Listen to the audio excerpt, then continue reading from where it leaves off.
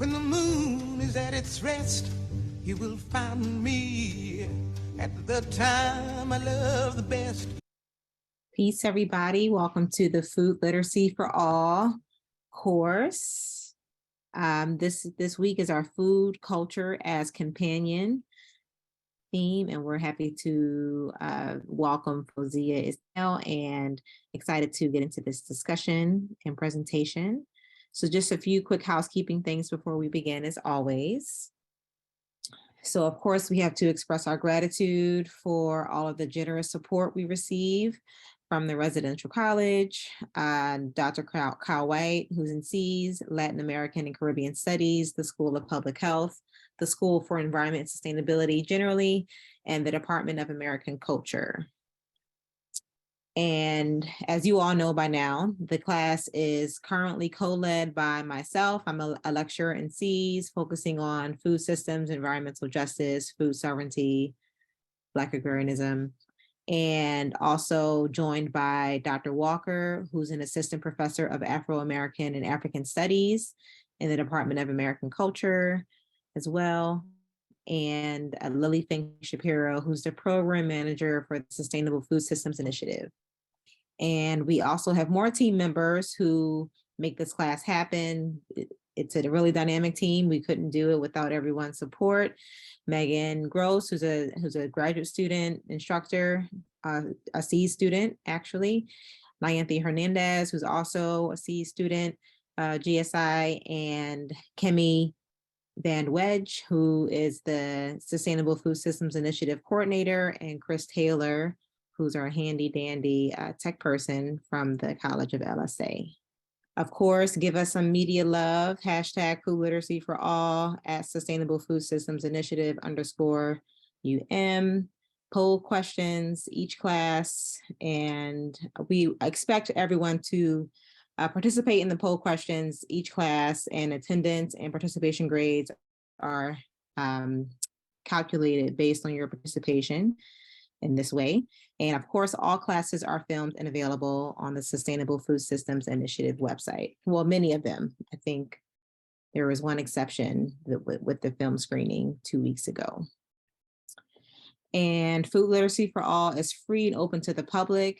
It's also a community course, so we always appreciate non-University of Michigan students joining us and blessing us with your voices, questions, and presence generally. If you are a student, please use your University of Michigan email so that we can log it appropriately. And please use the Q&A box for questions to address in class. So the Q&A box, if you're not familiar with Zoom, is down here in the toolbar, which is different from the chat box. So I hope that is clear to everyone. And if you've got a justice, sustainability, student engagement, or food systems, we'd love to have you on the leadership team for the 2023-2024 academic year. This is a paid sustainability leadership position that's organized by the Sustainable Food Program on campus and the farm stand. And all of the information is here on the flyer, as you see. Please email with any questions and use the QR code to learn more. And I'm going to pass it off to the next person. Thank you all. Okay, hi everyone. Good evening, and we are definitely in for a treat tonight. We have Fozia Ismail, who is a food researcher, chef, and much, much more. Among those things, she also runs the Somali Supper Club and research project in Bristol called Aurelio Eats, which is a platform for exploring East African food in exciting ways, not just what's being served on the plate, but also what it means for our understanding of belonging in the post-Brexit world.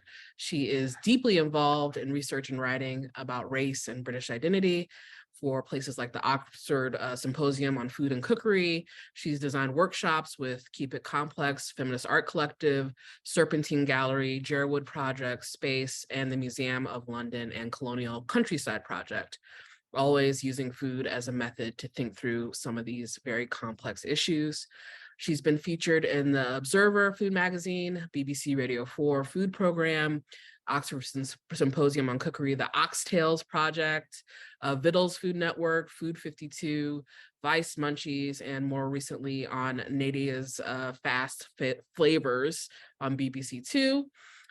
She is a resident of the Pervasive Media Studio at the Watershed in Bristol and is currently working on Camel Meat and Tapes project with the Dakwan Collective, a Somali feminist art collective that she co-founded with Ayan Kilmi and Asma Jama.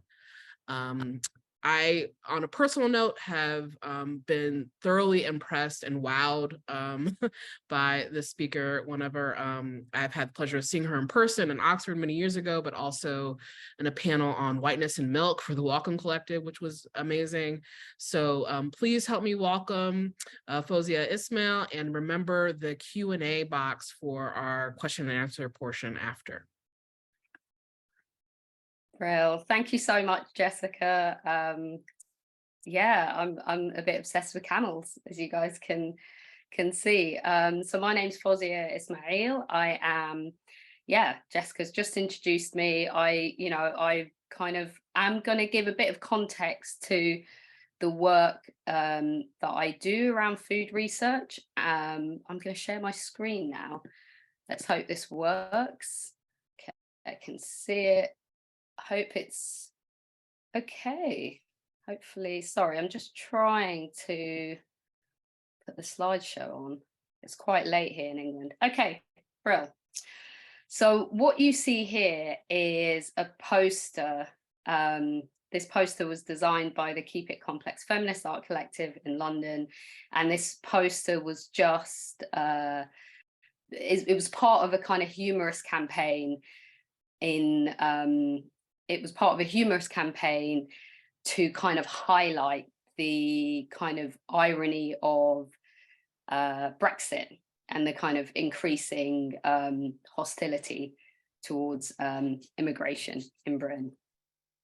So I don't know if, I mean, I'm sure you're all aware, there was a major election that happened in 2016. In the lead up to this election, the discourse around immigration, racism, all sorts of things kind of became toxic in Britain.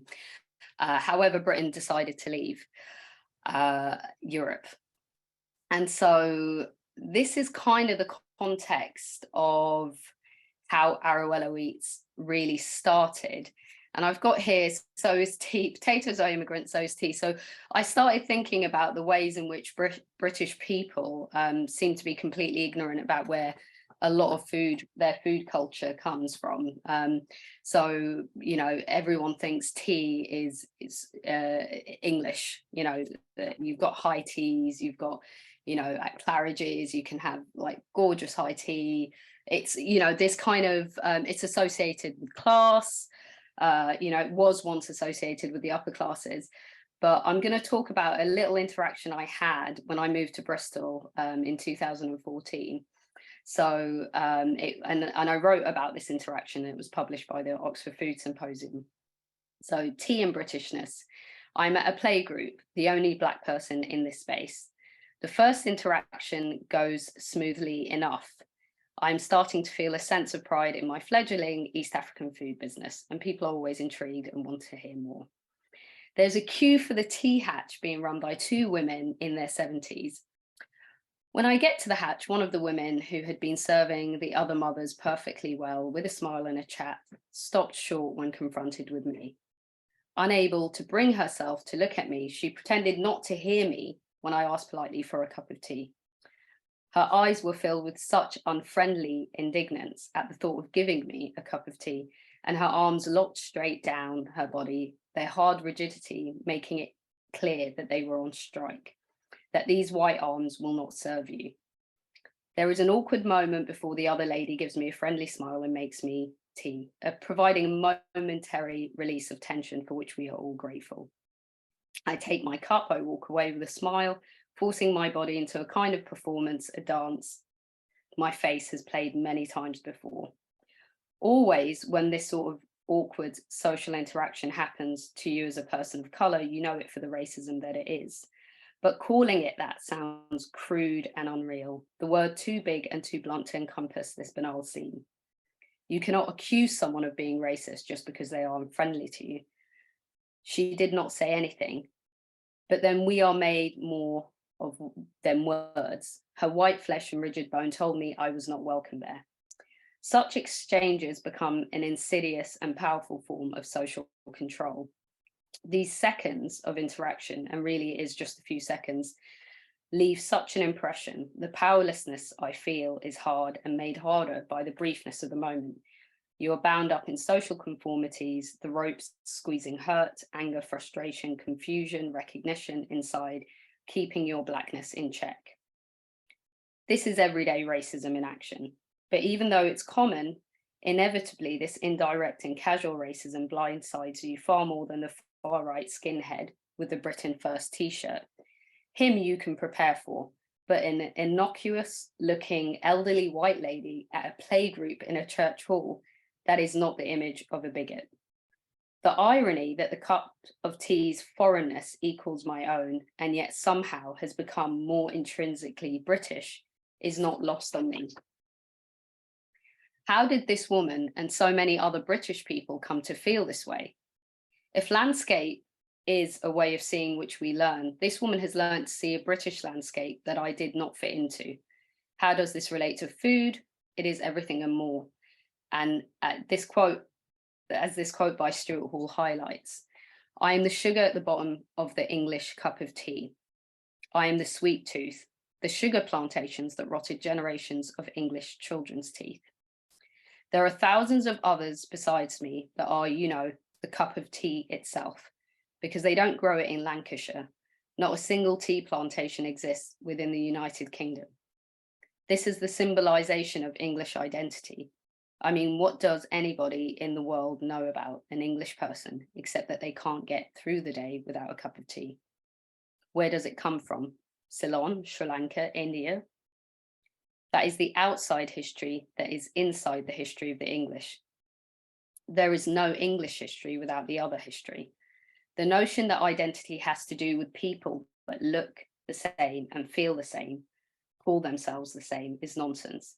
As a process, as a narrative, as a discourse, it is always told from the position of the other. So that's basically gives context to how I started the Supper Club. I sort of started it really because I was experiencing a crazy amount of, I was feeling increasing anxiety around where Britain was going, which is sort of, I guess, a similar anxiety across the world about the encroachment of white supremacy and white supremacist thinking in our everyday lives. The other thing to give context is that really African food businesses, despite having a huge amount of African people here, and actually generally Black food businesses in the UK, have not really taken hold in the same way as, say, food from India or China. And so I was really fascinated by this kind of why is that? Why is it that certain immigrant communities' food have taken a hold? And so I did some research. Here is an image of a Somali nomadic woman using a large wooden pestle and mortar. I saw this in a small archaeological museum that my family stumbled across when we were in the Loire Valley in France. This part of the exhibit was on food technologies, and under this image was the word primitive, which is a kind of, it really struck me how it put the woman kind of not as being a contemporaneous with the photo. It was taken in the 70s, and it really put her behind, she wasn't in the same time period, despite the fact that obviously she was, but it was the fact that she was just located in this museum like this. And I've always been fascinated by the way imagery, it's really challenging when you're viewing this, which is, for me, my mum has a very similar wooden pestle and mortar. And if you go to Somaliland, or if you go to anywhere in Africa, this is a very common food utensil. But viewed from the prism of the white gaze, it suddenly puts this African woman, this nomadic woman, in the past. So I was really interested in the role that racism played, and particularly anti-Black racism played, in how African food culture was perceived in Britain. So the structures, you know, the colonial legacy of defining Black Africans as subhuman has left its traces in insidious ways. If culture began when the raw got cooked, as Philip Fernandez Amasto says, who's a huge food historian, how can a supposedly uncultured people have cuisine? Representations of the African continent and its people are still on the whole negative. We talk about Africa as if it's a country, its people caught in endless cycles of war or famine, almost as if none of this is related to the consequences of a white supremacist capitalist economy. Its people are compared to animals or considered primitive, exotic, savage, noble, lazy, whatever. You know, you kind of, this is kind of a normative way of looking at Black Africans. And what was really interesting to me is when I interviewed African food vendors who were working in London, you know, there would be a questioning of their food that wouldn't happen with other food vendors. These are in like shishi, like street food markets in quite middle class areas, where people would ask if there's, you know, even if someone had written lamb, this is a lamb curry, people would ask if it's bushmeat. So the kind of way in which the kind of racism that African food vendors had to struggle with, that kind of everyday racism, was also actually played out in financial redlining.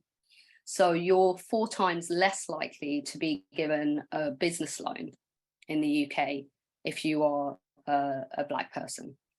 So all of these kind of, you know, it is played out in real terms in terms of accessing resources. But in addition to that, African people are the highest people to remit. So proportionately, Black Africans send a lot of money back home. So there's a double injustice in that.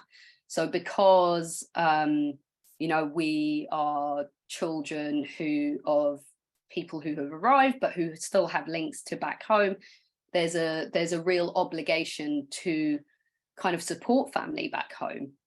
So you're much less likely to have the resources in the first place because of that double injustice of not only the economic system here being anti-Black and you know, African people tend to be some of the poorest communities, marginalized communities economically in Britain. And then on top of that, you've got the poorest people who are then sending money back home to make up for the huge, I guess, extraction of wealth that leaves Africa to go around the globe. There's no incentive really for the world to change this system. I don't see it happening anytime soon. So I guess Arowello Eats started off as a site of resistance, really, around Somaliness and Somali food, and a site of joyful resistance, because Somali food is delicious. Right, next I'm going to talk about the project. So camel meat and tapes. So this is a graphic image by a wonderful artist called Maya Mahindu, based in France, and we commissioned this image when we were doing research for a project that I initiated called Camel Meat and Tapes. So my family, when I was growing up, my family would send cassette tapes back home, and also we'd receive cassette tapes from family members, and this was a very common practice across the Somali diaspora post the war. And basically we'd all listen to these cassette tapes, but when they arrived, they would always arrive with mughal, right? So which is this kind of dried camel meat. It's like camel meat jerky. So it would arrive with this Muhammad, and it was a really important part of Somali nomadic culture. Friends would get, friends and family would gather around this dried camel meat. And as kids, we were just like, this is really odd, like this kind of, but it was so precious, this kind of, and joyful, these kind of rare occasions where you heard family voices and then you would eat this meat, and it felt like a connection, but it also reinforced this kind of painful living in between landscapes. The war happened, lots of people were displaced. I don't think Somalis ever felt that it would continue for as long as it did. And now really Somali people are kind of, they're kind of establishing themselves and making roots. But for years, it was always, going back home, or people who would go back home, particularly for our parents' generation. Camel Meat and Tapes was commissioned by Arnold Feeney, which is a contemporary art centre in Bristol. And as part of this, it was a part of a programme to support communities and address overlooked histories. What was fascinating about this project was the lengths that people went to taste things from back home. So from making a version of fermented camel meat, milk, by mixing yogurt and 7-Up and salt, and, to drying whole goat carcasses in their gardens. The police were called out in this occasion. This elder we were speaking to were called out because a neighbor had said, these Somali people, like these odd neighbors, are kind of, they just have a goat carcass drying in the back. And I think there was a kind of camaraderie of sharing contraband foods that had been snuck in as well. So all of these kind of illustrate the way food culture is so much more than everyday sustenance. And the term culture, food culture as companion, really came from an elder we had been working with on this program. So with Arrow Eloise, and also with which is kind of led to Dagan Collective, we kind of see it as a space really to create spaces of communion. We had a regular group of 6 to 8 Somali women elders that we worked with over a 9-month period. And we explored the role of Somali food and the importance of the camel in nomadic culture, and weaving and crafts practices, myths, folklore, gender roles. We used a mixture of projected images, printout, textile, Somali crafts, as well as food to facilitate these discussions. I think what was interesting about this was there are a few spaces available to reflect on the significance of Somali nomadic cultures in Bristol, and consequently our projects are designed to kind of really create spaces of gathering, and they're quite carefully done. So hosting well is a really key component. Also, really creating some space to have that intergenerational conversation. There's a lot of people that still, young people who were born here, who still have no understanding of the impact of the war, partly because our parents don't talk about it, and no understanding of the genocide that happened in the north. And I think a lot of people don't know actually about the kind of horrific stuff that happened during that time. But what's fascinating to me is the way in which, this kind of the role of the camel, this kind of the way in which Somali nomadic people were still maintaining these kind of intimate relation, these food cultures that really obviously mattered so much. So I'm going to move. There's so much about the camel, like from milk to, we're doing something for Welcome Collection this year actually on milk and camel milk. And what's fascinating about the camel is it is a really a vital kind. Somali people wouldn't have existed in this environment, in this really harsh climate, without really having this really close relationship with the camel. There's still, it's the largest, you know, Somalia still has the largest kind of population of camels in the world, you know, so it's a really important part of our culture. And there's so many songs about the camel. I'm gonna give you this is a beautiful illustration done of some of the elders that we worked with, and I'm just going to share a song which is about a camel. Okay. Ooh.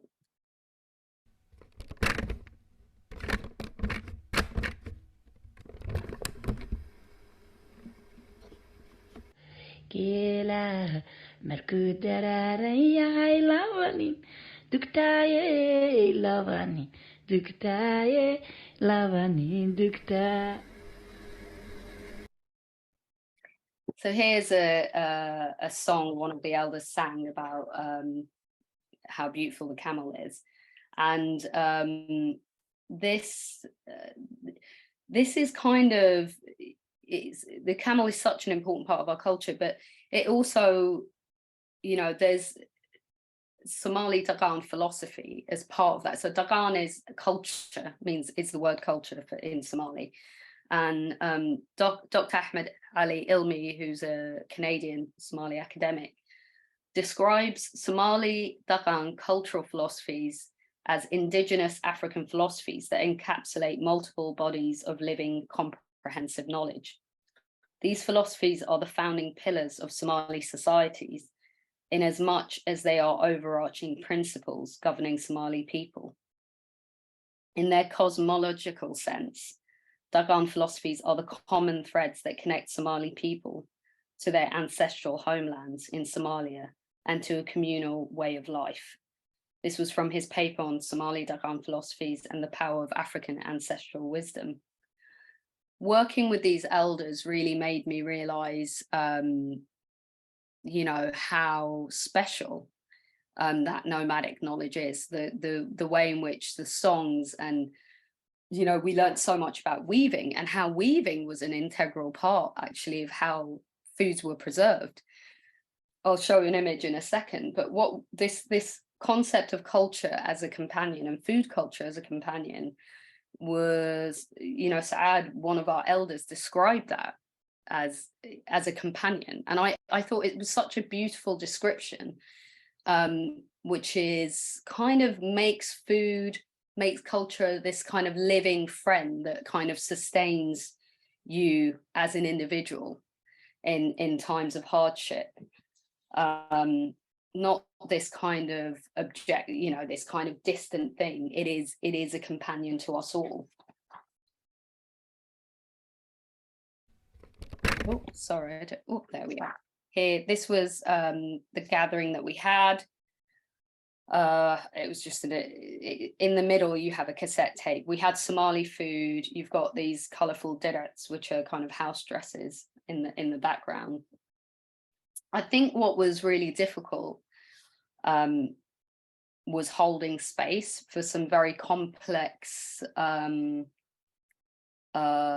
issues that came out actually through the project. We held a project with elders, and then we held it with young people, and we got young people to interview their elders. And what was difficult, I guess, was for institutions, they kind of want to work with communities in a very tick box way, right? To look good, you know, yes, we're engaging, you know, with our marginalized communities, but it's very rare that they hold the space in a way which does the work slowly and with care.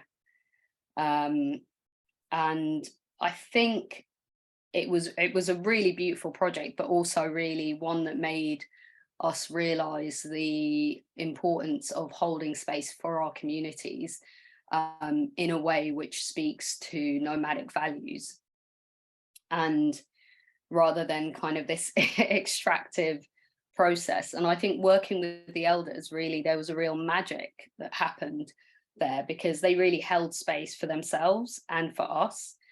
And yeah, it was a really wonderful project. But one of the things that came out, which I had no idea about, was the role of weaving in the preservation of food. So in the preservation of things like butter, milk.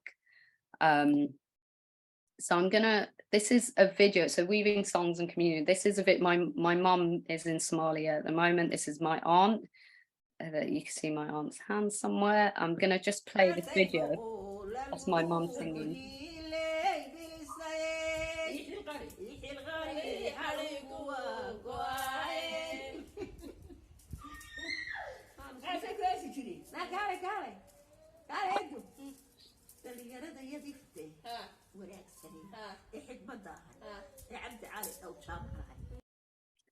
So that video, I mean, it's really I just love hearing it, because there's a real joyfulness to weaving practices, but also there's this kind of just this a cappella singing that happens as people weave, as women come together and weave.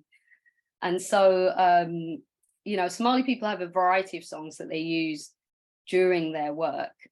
These are work songs. They're called Hesa Halid, which they sing to pass the time and entertain themselves. This is nomadic practices. There are work songs for every conceivable activity. All weaving is done by women in Somali nomadic life, and the creation of the akal, which is the portable home, is even built by women. So Somali nomadic women genuinely do the most, which is not really surprising. They build the household objects. For example, some of the most essential woven object is this vessel that preserves milk, and you can see the vessel on the right-hand side. This is a han, and this is a really, really important technology, actually, because there aren't many big trees. So on the right, one is woven, so there's and one is carved out. There aren't many trees in Somaliland, big trees. So people really preserved or used to preserve trees. It was a really important part of the environment. So what they would do is they would weave. So you can't see it in that picture. I don't know how to zoom in, but the vessel on the right is actually woven. And it's so tightly woven, it's so amazingly skillful, and that will hold water.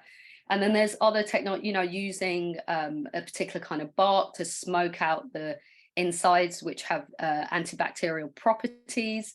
It's stunning. Like, nomadic people and their ability to ingeniously use the environment is amazing. And it's one of the reasons they survived, because these kind of vessels were really key in preserving camel milk.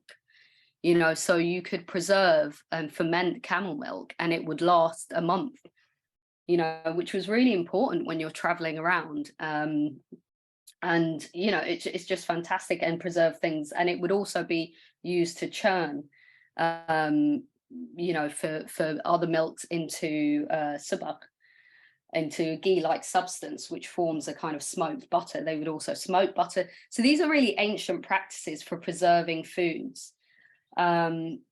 Unfortunately, I think with, you know, the craft and art of weaving has largely gone unacknowledged, because it's considered women's role, and much like the task carried out by women in marginalized society, it's been rarely recorded in written history.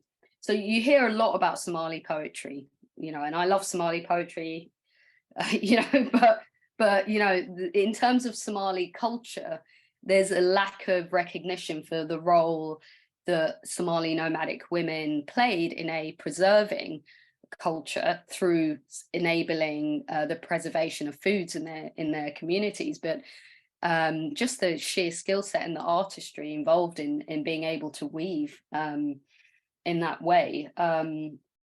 You know, it's unlikely these craft practices. I mean, weaving is one of the oldest craft practices. It's older than 10,000 years. These are literally being passed down over thousands of years. So we're really interested in the role that this has had in preserving a nomadic life.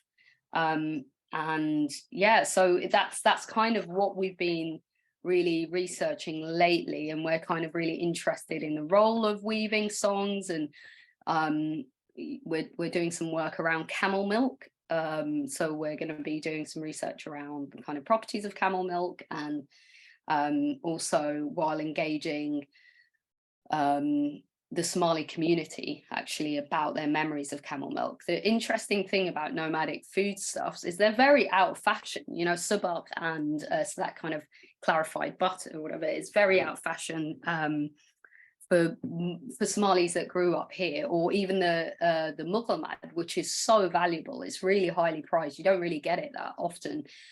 Because it's a contraband product, and normally, you know, people don't seem to be able to sneak it in past Heathrow Airport or whatever airports they're coming from, and you know, it's really hard actually to get in the country. So it's a really valuable nomadic foodstuff. But if you, for anyone younger who gets a chance to try it, I guess it's a different taste if you're not used to it, and it's the same thing with camel milk. You know, the first time I had camel milk, I wouldn't say it's much more like goat's milk, but yeah, it takes a longer time to get used to fermented milks that are warm, and if you're out in the middle of nowhere, there's no refrigeration, and that's, you know, fermentation is such an important part of how people survived without refrigeration. Anyway. So it's really exciting to be delving into Somali culture and to be understanding more about the links of all the amazing handicrafts and how they are also a key to survival in terms of the food, you know, preserving foods, and that relationship with food and handicrafts has been a really fascinating one. So I hope we get to do more research along that line. I'm going to move it on to the next slide. Done. Okay, so now we're going to do a webinar poll. I can't see what's happening. Oh, I can see it. It's just come up. So what is subak? Is it a type of yogurt made from sheep milk? Is it a type of butter, or is it fermented camel milk? So hopefully you should be able to vote on this. I've been told it might take a minute to get all your poll questions in. So what is subak? Is it a yogurt made from sheep milk? Is it a type of butter? Is it fermented camel milk? Okay, I might move on to the next one. Oh, should I have given you more time, do you think? It's quite hard doing this kind of quiz. Hello? I think 2 polls can go at once, I think. Yeah, okay, bro. Right, the second poll is how many words are there for camel in the Somali language? Is it A, 36, is it B, 42, or is it C, 46? So how many words for camel are there in the Somali language? Is it A, 36? Is it B, 42? Is it C, 46? And then we can go through the poll questions once you're done. It'd be really fascinating to see what you think. So I might go back to that before we end on that third question. How was it for the subak? What were the answers? Because I can't quite. The number one poll. How did people do? Oh, look, fermented 17% type of butter, fermented camel milk. Okay, well, actually, subak is it's a clarified butter. It can be smoked. It is a really old form of butter. It was really, you know, it would be something that Somali people traded, you know, in the land of Punt. You know, when you hear the fabled land of Punt in Egyptian mythology, that would have been in Somalia. And subak was something, you know, we really found it's a really ancient way of preserving butter, and it would last months. And so it was something that Somali people, it was a really key thing that was traded by Somalis to the Romans and to other groups of people. So it was kind of an ingenious way that Somalis had for preserving butter, and it was smoked, but also I think it was about the type of vessel and the type of material that was used in that environment and how it was processed. So there's a really fascinating history with subak that I would love to research more on. Anyway, so it's a type of butter. So how many words for camel? All right, 42. It's actually 46 words for camel. We are, you know, it's such, it's astonishing. There's a camel sitting down. There's you have different, you know, female camels, words for male camels. You have words for female camels that are, you know, ready to mate. Female camels that are a little bit moody, female, you know, it's kind of an endless way of describing camels, which kind of shows though how important it is to our culture, right? Then the amount of words which would tell you what kind of camel a person is talking about, but not just what kind of a camel. How, you know, it might tell you, is it a camel that's pregnant, or is it a camel that's, you know, about to be, you know, an old camel. You guys did okay on that one. Okay, so the last one here is how many people are estimated to be food insecure due to climate change? Okay, we've got 7 million, 8 million, 9 million. So this is a harder poll, really. But I will, so let's see how you guys get on, because obviously we've got it seems endless droughts at the minute. All right, how are we doing for that poll?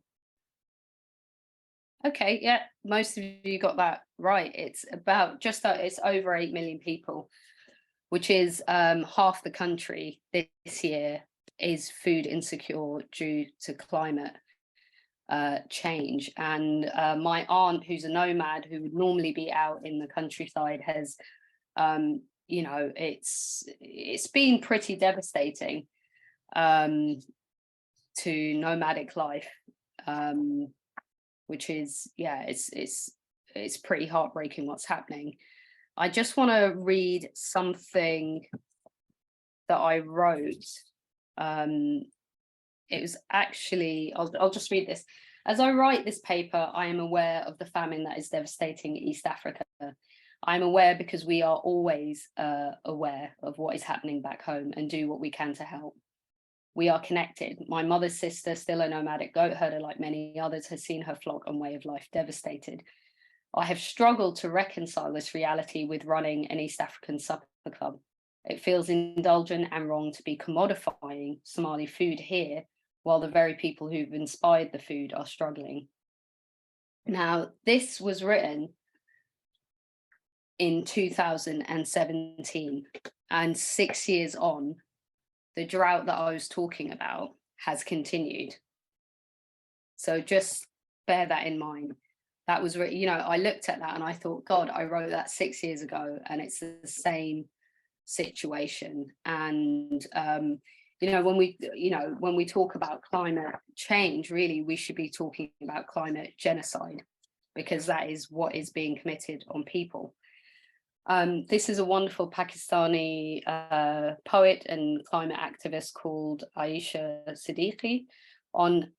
This is on another panel about climate. They asked me to sell the future, and all I've got is a love poem. But I'd love to share the video of her poem that she read out at COP last year, because I think it's a really powerful one and gives context to I guess the talk about Somali food is companion, but also its nomadic food systems are being threatened and the people are being threatened as we speak.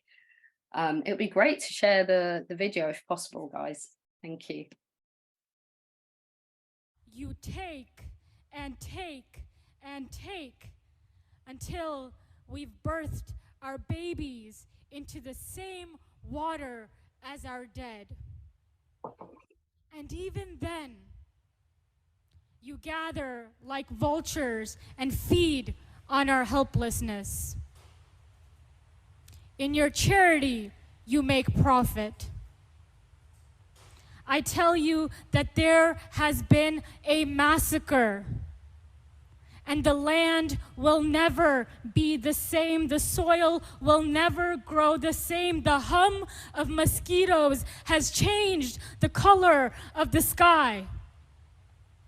And the sickness of your greed will haunt you in every single lifetime. And you tell me about a new UN proposition. Some politicians lie that you keep cradling between your mouth and your ear. The bridges you will make after the bombs. 200 dead. 1,500 dead. And no negotiation. No negotiation, no negotiation will bring them back to life. Thank you so much, guys. We've got, that was a really powerful, I love what she said at COP, because the concept to me of saying that we can pay for genocide, which is what it is, when you think on we're doing a lot on weaving cultures and preservation and trying to highlight how, because we not only did we have the war, and then not only did we have so there's been a disconnect and a disruption to our relationship to the land, and kind of those African indigenous pathways that are, that we won't, even for all the Somali diaspora, won't get a chance to even reclaim that if there is no, if there are no nomadic communities left. And so, yeah, the idea that you can pay, or the concept of saying, and it's all bullshit anyway, because still we have a situation where half of Somalia right now is food insecure, and about 700,000 of that are where it's catastrophic insecurity, where you're looking at deaths into hundreds of thousands this year. So it's not something that I can't reconcile with that concept, and it's such a capitalistic concept, and it only really works on the basis of a huge kind of acceptance that Black lives don't matter, actually. Just there's a kind of fundamental acceptance of that, like not fundamental, that in the system that's really hardwired in our structural system, that but what's wonderful about doing the work that we've been doing and connecting with elders and connecting with nomadic weavers actually back home is that we are all we have, and that's what we continue to do, and that's what I'll continue to do with the food, the kind of practices that I do around food and Somali food cultures and nomadic cultures. I think we've got a Q&A, but thank you very much for listening.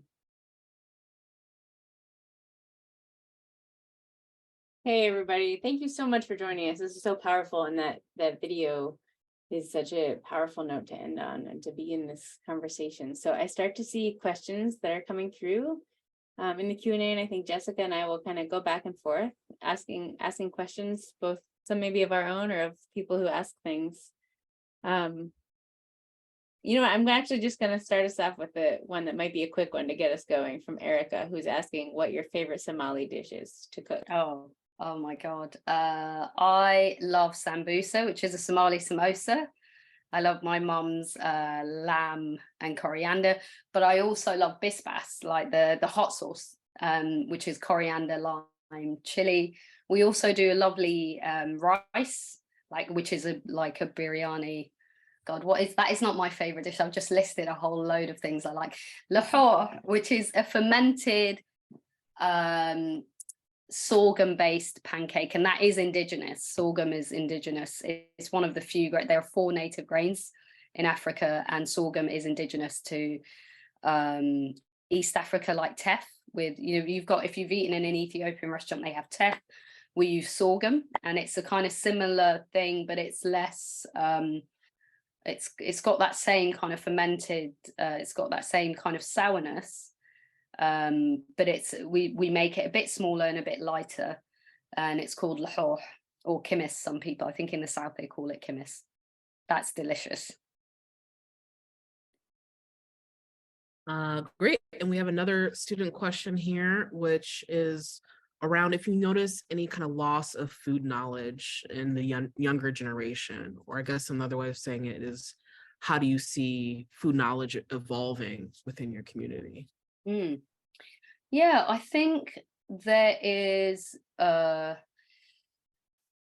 think there is a bit of a loss from the displacement that's happened, and also a loss of taste. So I would have grown up with having dried camel meat on occasion, this kind of muqamat, this very really special product, which, you know, you get it in, what's amazing is people, you know, if you have a wedding, you have this, similar to the han, you would have that as a vessel, and it's the woman's family would prepare it, and you get dates. So dates are really kind of significant in Somali nomadic life as well. So you'd get dates and dried muqamat with the preserved butter, with the subak, with the smoked butter in this thing, and you would hand that over as a gift, right? And these traditions have continued because, you know, I think but for younger people, when this was being prepared, or even for my sister's wedding, or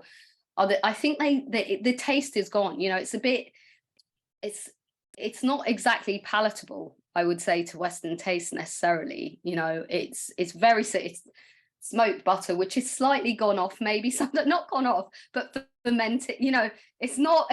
It's slightly got a sour flavor, maybe sometimes, you know, it's fine. It's totally fine for you, but that's not, some people are not used to nomadic foods in that way. But for me, I guess I've got a real respect for what that represents, for especially for people like my mum, who grew up a nomad until she was 18. And so what's interesting is how our food tastes are so they're ingrained, aren't they, with us as children. And so for her, whenever she gets this, it's a real treat. And I think for our elders, it's an amazing treat. But I think for younger generation, they look at it and think this is really doesn't taste that good. But actually, you know, this is how we survived as a people. You know, so you can see, I guess, that lack of choice. It's a hard life. You know, it's not something that I would want to glamorize. You know, people eat the same thing every day. You know, we've got sorghum, you've got access to certain grains, but it's very simple foods otherwise, you know. So I think there is a bit of a loss. Even things that would have been dug up, tubers that would have been dug up, seasonal living, foraging, that kind of loss. You know, it would be really fascinating to do some work around that. Yeah. Fozia, I have another question for you. I know, you know, you were talking about your aunt who's a nomad, and how the climate crisis and climate genocide has been wreaking havoc on her and many others' lifestyle. And I'm also connecting this with last week and the week before, we actually just watched a documentary that was based in Malawi and featured Malawi farmers, and talked about how the climate crisis genocide has been impacting their life really severely. And I know you talked about drought as well impacting your family and farmers there. And I'm wondering, like, how in what forms and what ways are people in Somalia talking about the climate crisis and climate genocide, and like what does resistance look like? I know that I saw a question in the chat too. People are wondering, like, how can we join forms of resistance and support folks? And I just wondered if any of that, how you would. Yeah, it's a really hard one, isn't it? For us, you know, me and Ayan have continued with the collective. Asma's now left, but Ayan and I have been trying to, I guess, highlight it's really difficult, isn't it? Because everyone's bummed out by climate, right? Everyone's like, oh God, we're not going to engage. But that video where you see my aunts weaving, and there was a young girl called Ayan who came in from Namig with her. So people are trying to help people who can have resources. We always send money back home, and you try and help as many people as you can. But we're trying to do what we can to raise money so that we can preserve weaving at the minute. So that's what we're trying to do through Dagan Collective, because we really want to support nomadic Somali women who are crafts women. That is not necessary. You know, I think it's at a crisis point. I do not have the answers. I know we send money back home. That's what I do. That's what Somali people do personally. And they try and help family members and then try and keep the herds going. That's a really important thing. So if the camels die, that way of life is gone, you know. So a lot of things are about trying to keep the herds going while I guess getting people out. I don't know, it's so big and structural, but part of our way of resisting is really to key into wonderful aspects of nomadic culture, to get people understanding there's this wonderful culture, there's a huge amount of songs, there's poetry, there's these amazing skill sets that and they're still living with us. The nomads are still here. So what are yeah, I feel a little bit overwhelmed by it. And so a lot of the work we're doing is trying to preserve, I guess, songs and memories and weaving techniques and what that means for people, almost as an archive, as a living archive, but also to pay people for their time. And pay weavers for their time, because when they're in the city, if you're not, the difficulty is you weave when it's functional, right? So you make a vessel, or you make your house, it's for functional reasons. So what happens when people are displaced of their land? The weaving kind of goes, really, because there's no function. And it's something that I talk about with my mum, like, why didn't she teach us these skills? And she was like, why would I? Like, you don't need it, you know.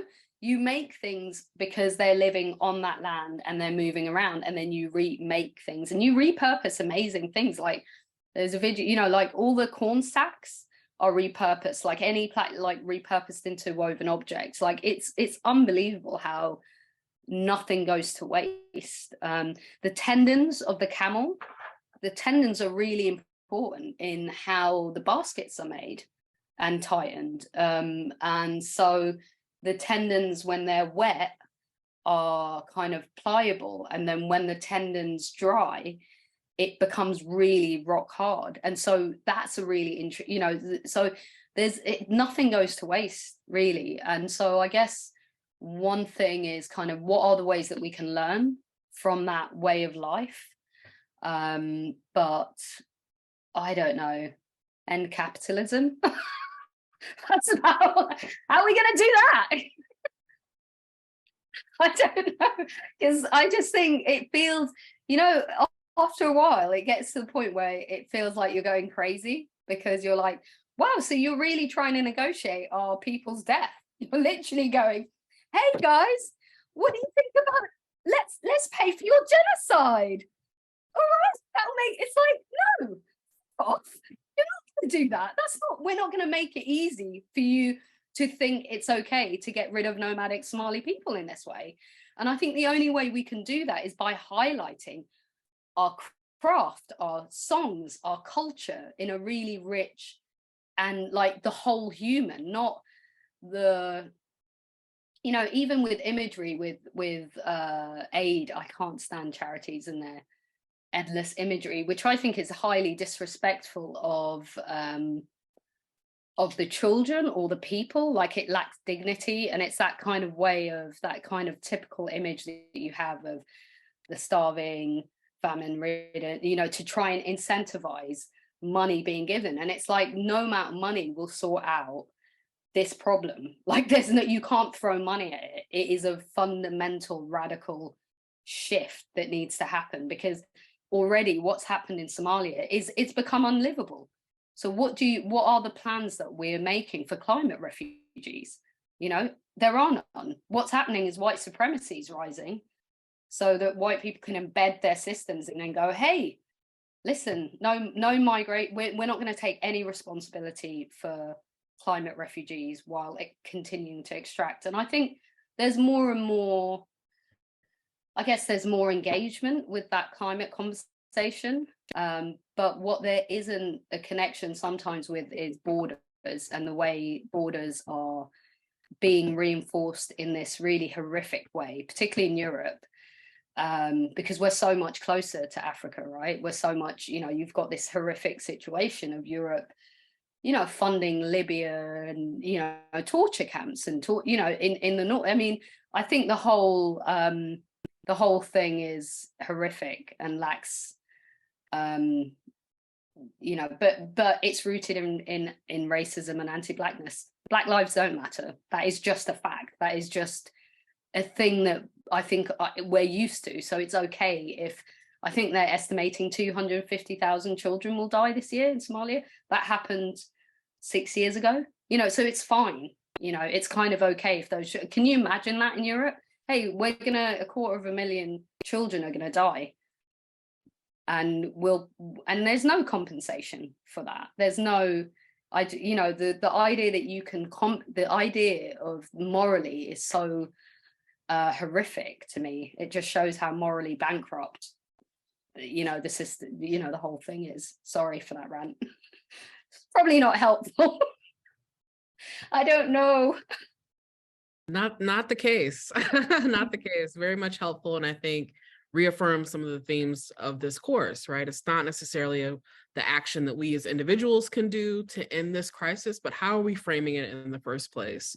And I think the video that you showed when she said, you know, you're going to give us charity after you drop the bombs, perfectly encapsulates that paradox that folks feel and see every day, generation after generation, and then are told, you know, that's irrelevant, right? Yeah.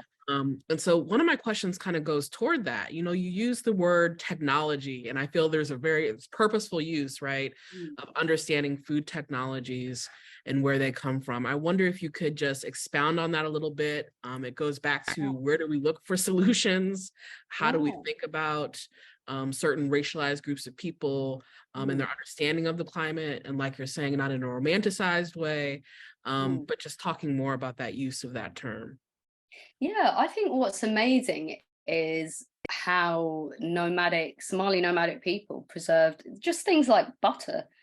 The fact that they found a way, however many thousands of years ago, you're talking about 5, 6, 7,000, I think that's radical. That's amazing. They found a way to preserve butter and make it last for months outside refrigeration.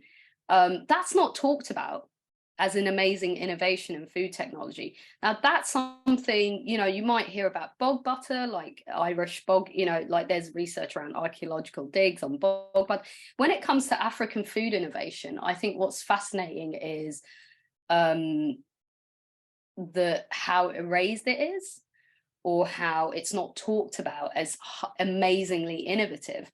So when I think about that image of the woman being seen as primitive, when actually, like, we were preserving butter without making people sick 5,000 years ago. Like, you didn't even have that in Europe. You know, like, so the idea that this kind of, I think it's really interesting. And I do use technology. I do use, weaving is a form of technology, and the way in which the innovation of realizing, okay, we can't make gourds. So if you look at other countries in Africa, normally, you know, you might have a gourd that would be used, or, you know, carved out to contain vessels, water, liquid. But in places where it's so arid and you really do have to preserve whatever little trees you have, you find other ways. So you use grasses, you use bits of camel, you use bark, you use,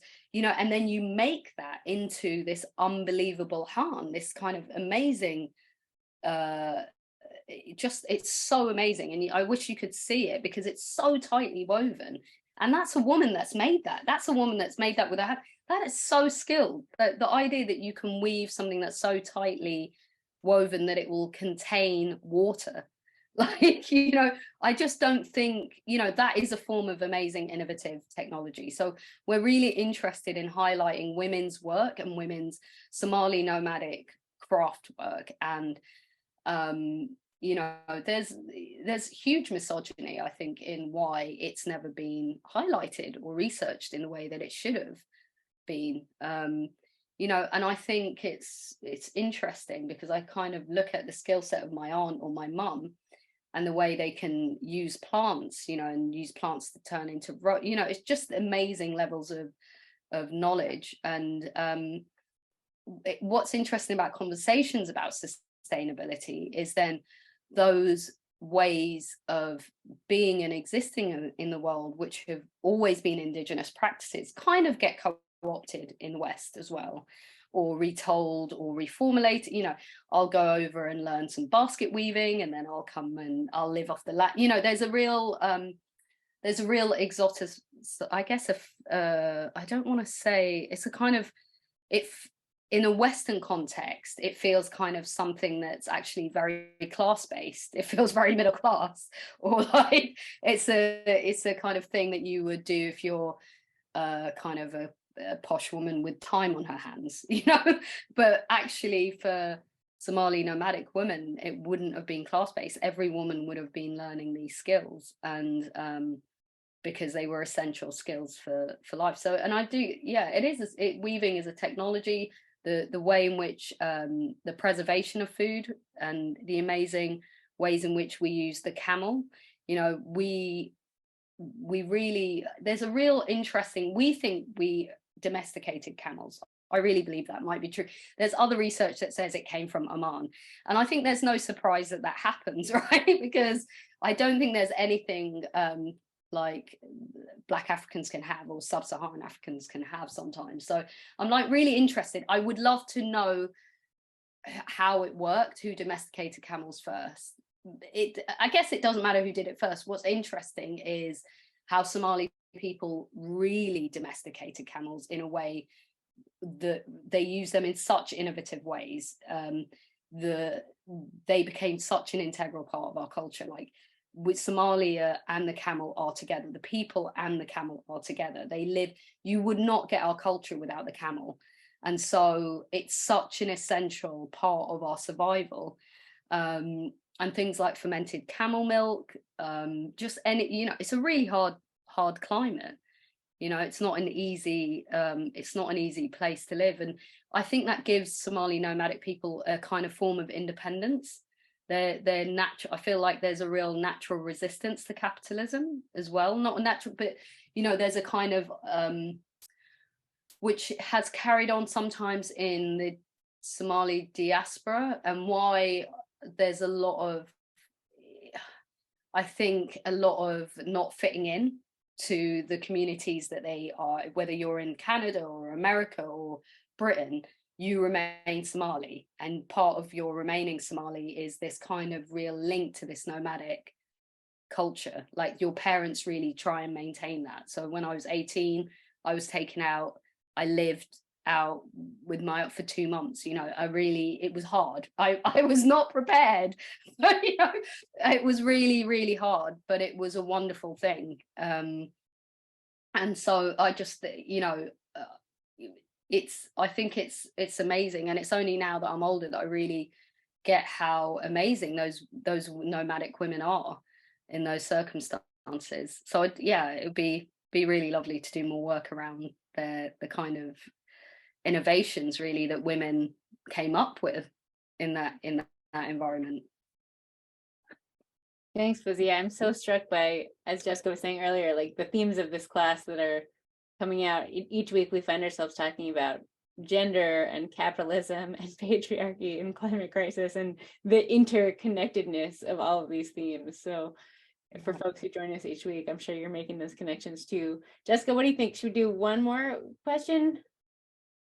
Yeah, maybe a quick one. Okay. I see one, maybe a short kind of, how did you arrive here? Like, what's a moment where you said, you know what? I think I'm going to do this. I think this is going to be, food research is my thing. Yeah, I think I just love food. I mean, I'm a greedy person. Do you know what? I never even learned to cook Somali food till I left London, because I'd go to my mum's house, even though I lived in East London, pretty much every weekend I'd try and make it across. My mum would cook for everyone, and I'd make it. I wouldn't make it every weekend, but at least once a month I'd go and get my Somali food fix from my mum. But then when our family moved to Bristol, I was like, I can't be trekking back to, I need to learn some of her dishes. So it was partly greed led, but also partly actually it was that nostalgia for home foods and that comfort of my mum's cooking as a way of protecting myself from the racism, because London is a very multicultural city, but when I moved to Bristol I was like, wow, this city is really, it's very segregated, and I came across direct forms of racism in a way that I hadn't really before. You know, like literally someone said my baby was crying on a bus and someone said people like you shouldn't breed, or that's why people like you shouldn't breed. Like, just unbelievable. Like, and I do think it was a protection against white supremacy for me. It was just like, I'm just going to have this delicious Somali food and somehow things will work out. And it really has. So I feel, I feel blessed. And wait, you're talking all this anti-capitalism. You're saying greed is what drove you to the food? But greed with comfort and comfort. Yeah, comfort. Those forces are very that real. Is true. Yes. Yeah. Well, thank you so much. I know it's late where you are. Yeah. And we appreciate you deeply for your time, for the connections that you're making, for your broader work. I believe we have a word cloud for folks to contribute to on your way out, but please join me in a virtual applause. Thank you so much for having me. Thank you. All right, so everybody, there's a link in the chat. Megan, you might have to keep posting it. There's a link in the chat that's just going to ask you what you found most memorable about today's talk, and then we're going to get to see in real time what stuck with you.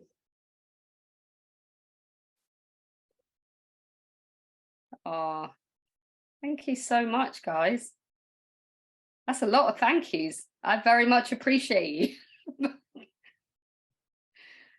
And I hope you guys go and try some Somali food. I don't know how many, have you got any Somalis in Michigan? What's it like out there? Yeah, they're here. I think Ann Arbor at least has a restaurant. I think Detroit might have a smaller community. Okay. But if anyone in the chat knows, someone said some on the west of the state, so west of us. Okay. Someone is just Googling. We're all Googling it. Brilliant. Yeah. Go try some Somali food. Yes. And if you can't try it, In Bibi's Kitchen is a book. It won the I think it may have won James Beard Award.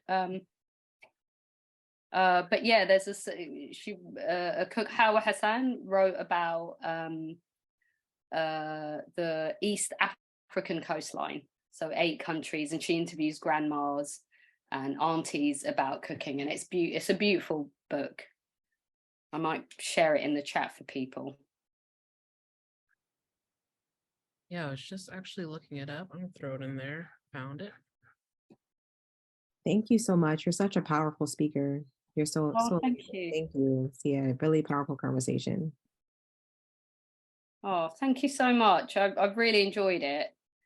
The poll nearly threw me off. I was really, but I'm glad everyone enjoyed it.